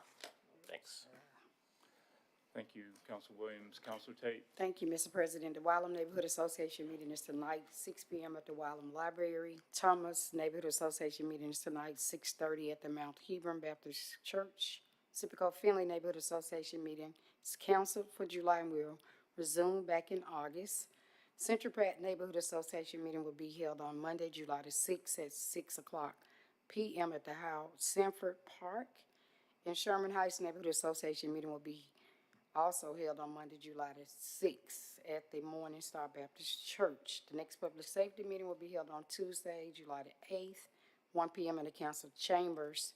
Please submit agenda items no later than Wednesday, July the 2nd, no later than 12 noon to gregory.stanley@birminghamal.gov or ashanta.cephas@birminghamal.gov. If you have any questions or concerns, you can contact the office at 254-2302 or 2096.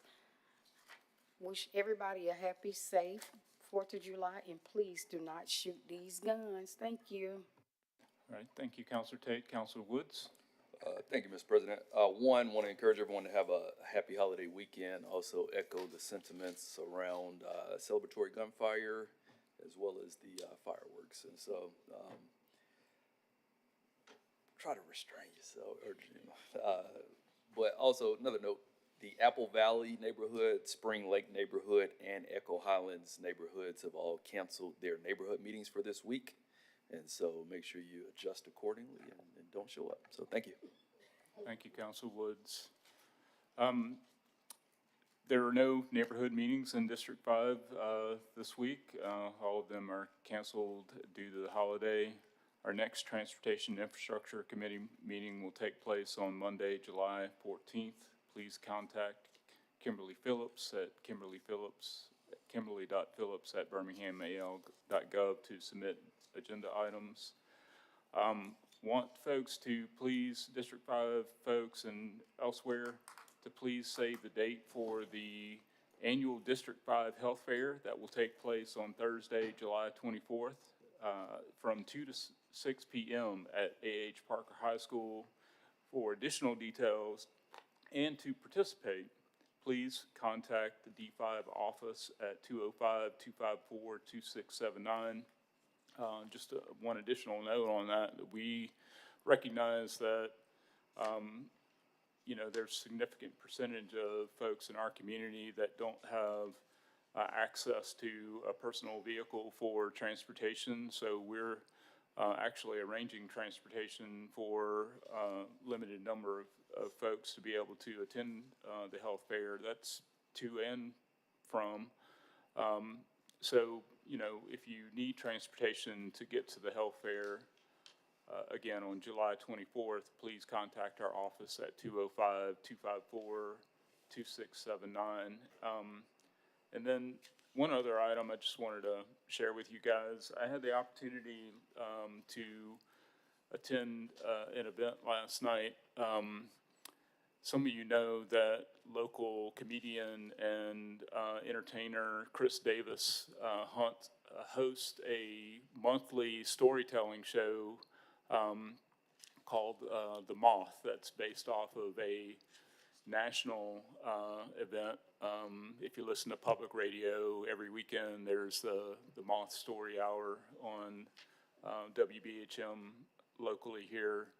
And last night's topic was on hospitality. And so there were 10 storytellers who got up, and many of them told stories about their experience of hospitality here in the city of Birmingham. And it just reminded me a lot of my own personal experiences, and that has a lot to do with why I'm in public service, because, this community has shown me what the word community really means. And so, we talk about a lot of things that, are difficult subjects, and, some of the less desirable aspects of our city. But there are great people here, and it's a great place to live, and it's worth fighting for. So just want to share that with y'all. Now, next month's topic is dirt. So dirt, D-I-R-T, dirt. So should be pretty interesting to hear how the storytellers take on that. So it's a cool experience. Encourage y'all to participate. And that's it for District 5. Mr. Clerk, we have one public speaker signed up.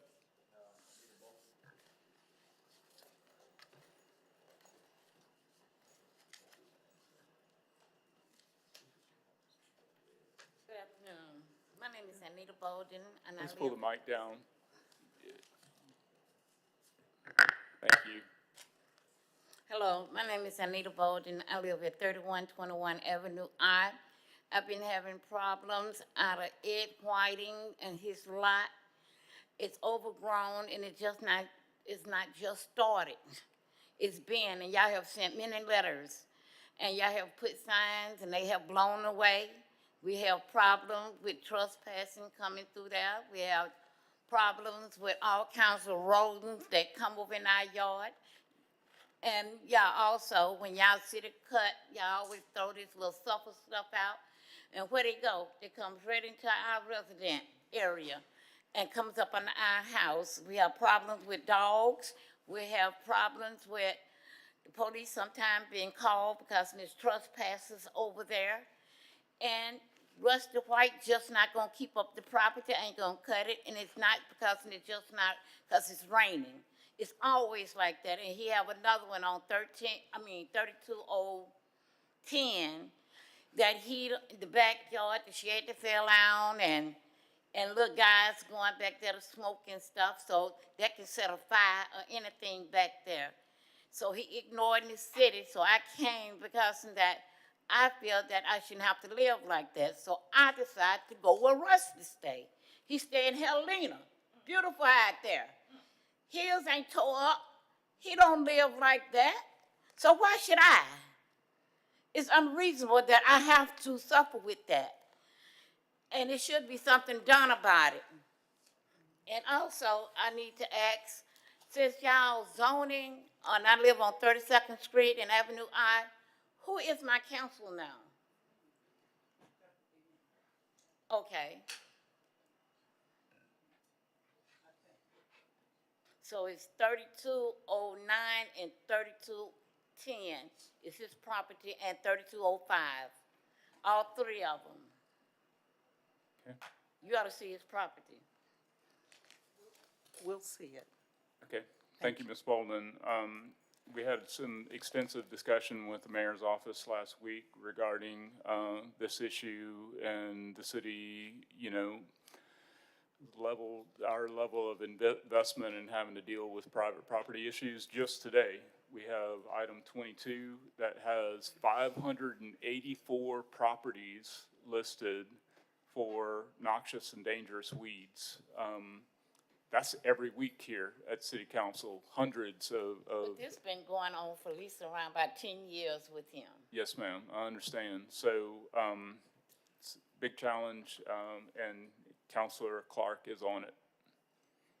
Okay. Thank you. But I'm not gonna cut it. All right. We want to recognize our officers on duty.